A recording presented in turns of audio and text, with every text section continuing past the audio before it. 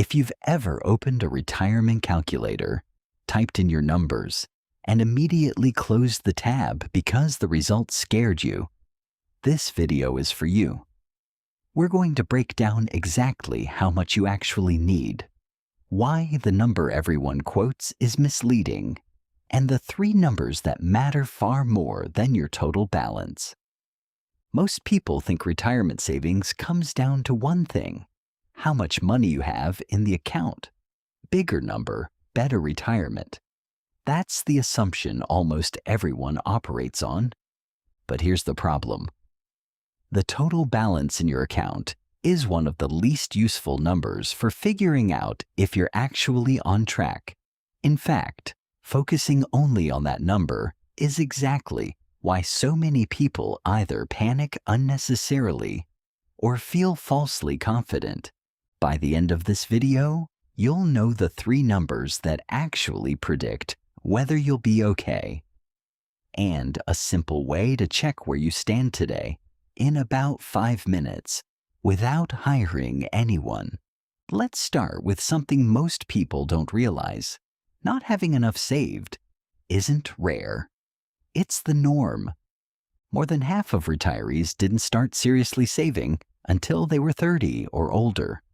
Nearly a third didn't start until 50 or never started at all. So if you're watching this and you haven't started yet or you feel behind, you're not the exception. You're most people. The real issue isn't when you started.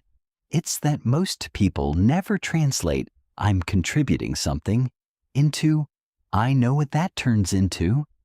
A recent study found that nearly a third of Americans, even the ones who say they have a retirement plan, have no idea how much they'll actually have saved by the time they retire. Having a plan and understanding your plan are two completely different things. That gap is where most of the anxiety comes from. And here's where it gets interesting. Because the number people think they need keeps moving, and it's moving faster than you'd expect. Ask people how much they think they need to retire comfortably, and you'll get wildly different answers depending on when you ask them. Last year, the average answer was around $580,000. This year, it jumped to over $820,000. That's almost a $250,000 jump in 12 months. Not because retirement got more expensive by that much, but because expectations shifted. Meanwhile, the average person actually retiring right now has saved a fraction of that, around $290,000, less than half of what people think they'll need. This is why chasing a single magic number is a losing game. The target moves every year based on inflation, cost of living, and even media headlines. If you're anchoring your entire plan to a number you saw in an article, you're building your plan on sand. So if the total number is unreliable, what should you actually be tracking? This is where most people are looking at the wrong thing entirely. Here are the three numbers that actually matter, and none of them is your account balance. Number 1, your savings rate, not your savings total. Data from Fidelity shows that people who consistently save 15% of their income during their 40s are 80% more likely to retire on time than people who save less, regardless of what their starting balance looked like. The percentage you save consistently matters more than the size of any one contribution. Number 2, how much of your income is already spoken for? The biggest reason people don't save more isn't laziness, it's competition. Rising cost of living, saving for a big purchase, and building an emergency fund are the top 3 things pulling money away from retirement accounts. If you don't know exactly how much of your paycheck is already committed elsewhere, you can't know how much is realistically available to save. Number 3, how long your money actually needs to work for you. This is the one almost nobody calculates correctly. It's not years until retirement. It's years your money needs to last after retirement, which for a lot of people is 25 to 30 years.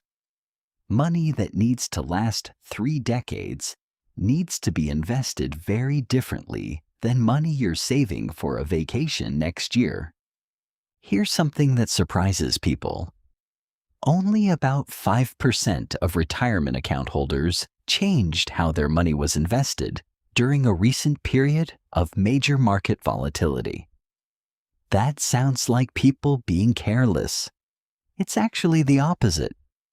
Staying invested and not panic reacting to short-term swings is one of the most reliable behaviors among people who end up on track. Doing less, on purpose, is often the correct move. Now here's the part that doesn't get talked about enough, because it's not really about the money at all. 61% of working adults say they're more afraid of running out of money in retirement than they are of dying.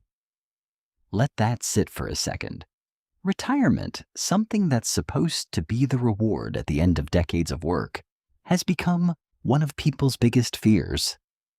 And it makes sense once you see the pattern. People aren't afraid of retirement itself. They're afraid of not knowing where they stand. Fear fills the space where clarity should be. That's really what this whole video comes down to. Not save more. That advice is everywhere, and it doesn't help anyone who's already trying.